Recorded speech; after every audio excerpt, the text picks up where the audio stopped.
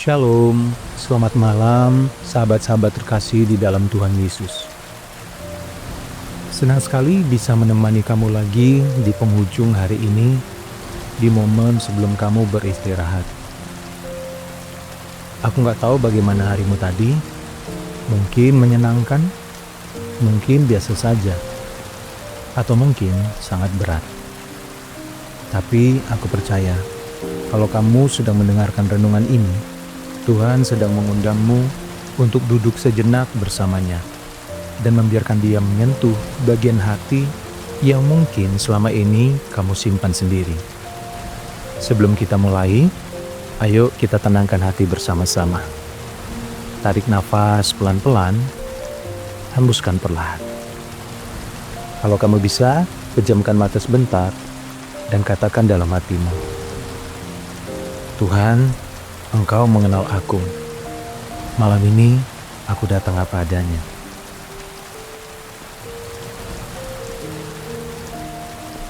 Ada luka yang rasanya sulit dijelaskan. Bukan karena tidak ada kata-kata, tapi karena setiap kali kamu mencoba cerita, jawabannya sering membuatmu tambah terluka. Mungkin kamu pernah mengalami hal seperti ini. Saat kamu cerita, orang hanya menjawab, "Udahlah, jangan dipikirin." Saat kamu jujur, orang malah membandingkan, "Masalah aku lebih berat tahu." Saat kamu mengungkapkan perasaan, orang justru menganggap kamu terlalu sensitif, terlalu lemah, terlalu drama. Lama-lama kamu belajar untuk diam, tersenyum di depan orang, tapi di dalam hati kamu berkata, tidak ada yang benar-benar mengerti aku. Mungkin ada orang di sekelilingmu, kamu punya keluarga, teman, rekan kerja, tapi tetap merasa sendirian. Perasaan ini sangat menyakitkan karena manusia diciptakan untuk dikenal dan dikasihi. Dan lebih berat lagi, kadang kita mulai bertanya dalam hati, Bapak, Engkau mengerti gak sih sebenarnya? Atau aku ini sendirian bahkan di hadapanmu? Nah, malam ini untuk kamu yang hatinya pernah atau sedang berkata, tidak ada yang mengerti aku. Tuhan mau mengingatkan satu kebenaran yang sangat indah di dalam Yesus Kristus. Mari kita dengarkan firman Tuhan dari Ibrani 4 ayat 15. Sebab imam besar yang kita punya bukanlah imam besar yang tidak dapat turut merasakan kelemahan-kelemahan kita. Sebaliknya, ia telah dicobai, hanya tidak berbuat dosa. Ayat ini berbicara tentang Yesus sebagai imam besar kita. Dikatakan bahwa ia dapat turut merasakan kelemahan-kelemahan kita. Artinya, Allah yang kita sembah di dalam Yesus Kristus bukan Allah yang jauh, dingin dan tidak peduli, melainkan Allah yang turun menjadi manusia, hidup di tengah dunia yang rusak, merasakan sakit, penolakan, kesepian, bahkan pencobaan, namun tanpa dosa. Jadi ketika kamu berkata, tidak ada yang mengerti aku, firman Tuhan ini malah menjawab, ada, Yesus mengerti. Bukan hanya tahu, tapi turut merasakan. Mari kita renungkan beberapa hal dari ayat ini. Yang pertama, Allah yang turun, bukan manusia yang naik. Banyak pandangan di dunia mengajarkan bahwa manusia harus naik menjadi lebih tinggi, lebih kuat, lebih spiritual, supaya bisa mendekati Tuhan. Tapi Alkitab mengajarkan sebaliknya. Allah yang turun mendekat kepada manusia. Di dalam Yesus, Firman menjadi manusia, tinggal di tengah-tengah kita, merasakan lapar, lelah, ditolak, dihianati, bahkan mengalami penderitaan dan kematian di kayu salib. Yesus tidak hanya mengamati penderitaan manusia dari jauh, Ia masuk ke dalamnya. Itu sebabnya Ibrani 4 ayat 15 berkata, Ia dapat turut merasakan kelemahan kita. Saat kamu merasa lemah, Yesus tahu rasanya letih. Saat kamu ditolak, Yesus juga pernah ditolak keluarga, murid, dan bangsanya sendiri. Saat kamu merasa sendirian, Yesus juga pernah ditinggalkan murid-muridnya di saat paling sulit. Dia bukan hanya Tuhan yang Maha Tahu, tapi juga Imam Besar yang berbelas kasihan. Kedua, turut merasakan kelemahan-kelemahan kita. Nah sahabat, perhatikan, ayat ini tidak bilang Yesus mengerti karena ia pernah berdosa seperti kita. Tidak, ia dicobai dalam segala hal, hanya tidak berbuat dosa. Artinya, ia tahu seberapa kuat godaan itu. Ia tahu betapa beratnya tekanan itu. Ia tahu betapa menyakitkannya pergumulan itu. Tapi ia menang, supaya ia bisa menjadi penolong yang sempurna bagi kita. Jadi ketika kamu jatuh dan merasa gagal, Yesus tidak duduk di sorga sambil menggeleng-gelengkan kepala. Kok gitu aja nggak bisa sih? Sebaliknya, ia adalah imam besar yang berkata, Aku tahu beratnya itu. Datanglah kepadaku. Aku tidak akan mengusirmu jika engkau datang dengan bertobat dan bersandar padaku. Ia mengundang kita untuk datang, bukan lari menjauh. Ketiga, kamu mungkin tidak dipahami semua orang, tapi kamu dikenal sempurna oleh Kristus. Di dunia ini, kita tidak selalu akan dipahami orang lain. Bahkan orang terdekat pun bisa salah paham. Itu menyakitkan, tapi itu juga bagian dari hidup dalam dunia yang belum sempurna. Namun bagi orang yang percaya kepada Kristus, ada satu penghiburan besar. Ada pribadi yang mengenalmu sepenuhnya dan tetap mengasihimu. Mazmur berkata, Tuhan mengetahui duduk dan berdirimu. Ia mengenal pikiranmu dari jauh. Tidak ada satupun yang tersembunyi di hadapannya. Di hadapan manusia, kamu mungkin harus memilih kata, menyusun kalimat, menahan sebagian cerita. Tapi di hadapan Tuhan, kamu boleh datang apa adanya. Dia sudah tahu, bahkan sebelum kamu mengucapkannya. Dan di dalam Kristus, engkau tidak hanya dikenal, tapi juga diterima dan dikasihi. Bukan karena kamu sempurna, tapi karena karya Kristus disalib bagimu. Bayangkan ada dua orang yang sama-sama menjadi dokter. Dokter pertama belum pernah merasakan sakit yang ia tangani.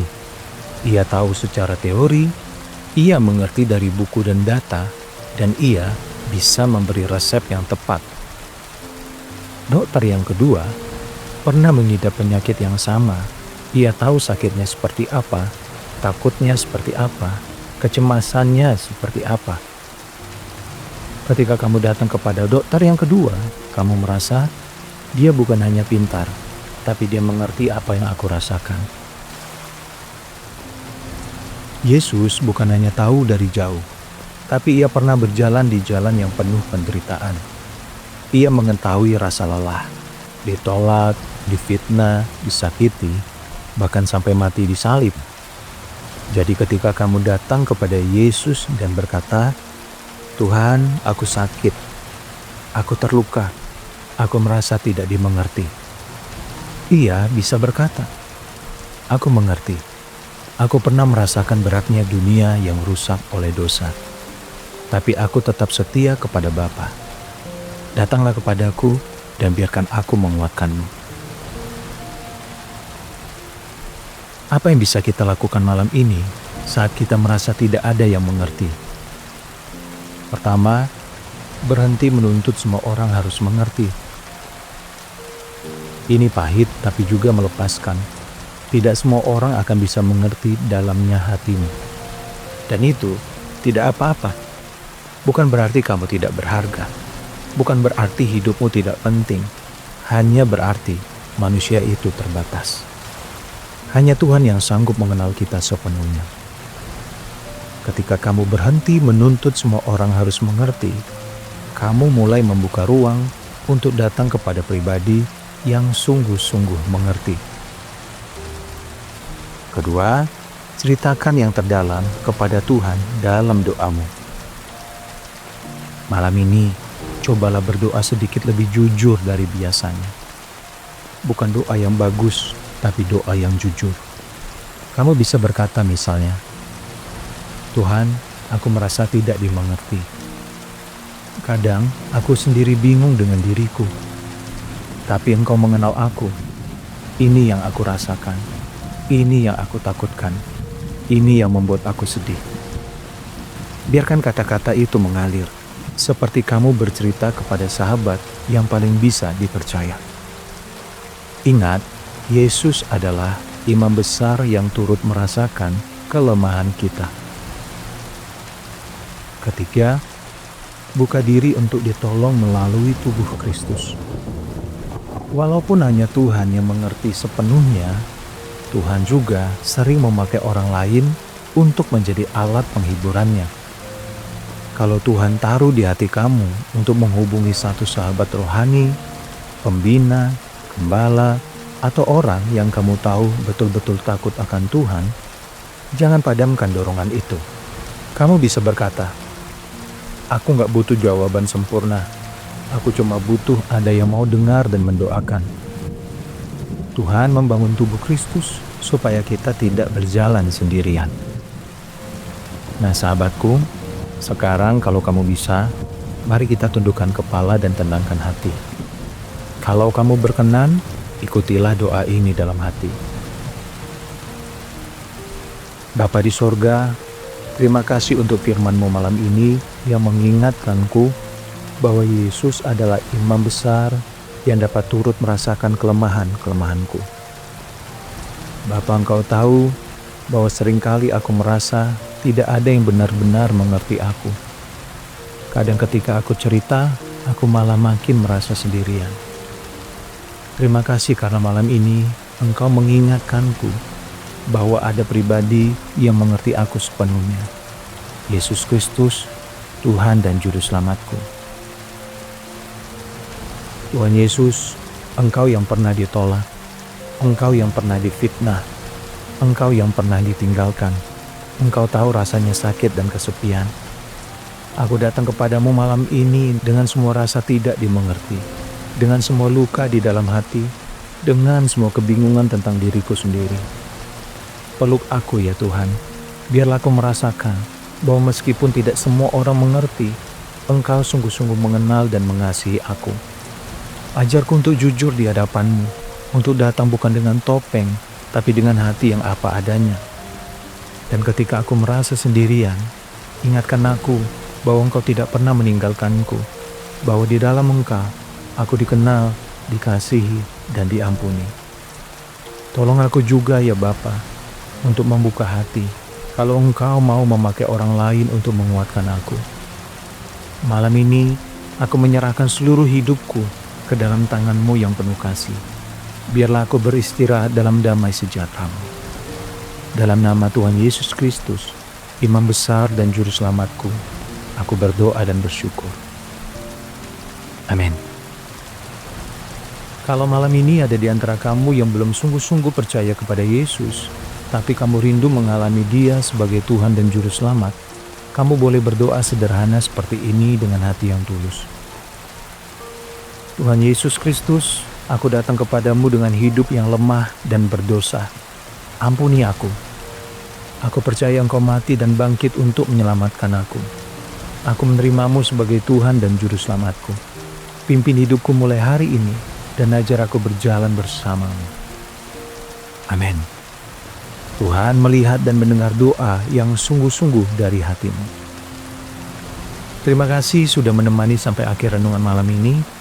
Kalau kamu hari-hari ini merasa tidak ada yang mengerti, ingatlah, ada pribadi yang mengerti sepenuhnya dan mengasihi tanpa syarat. Yesus Kristus, Imam Besar dan Juru Selamatmu.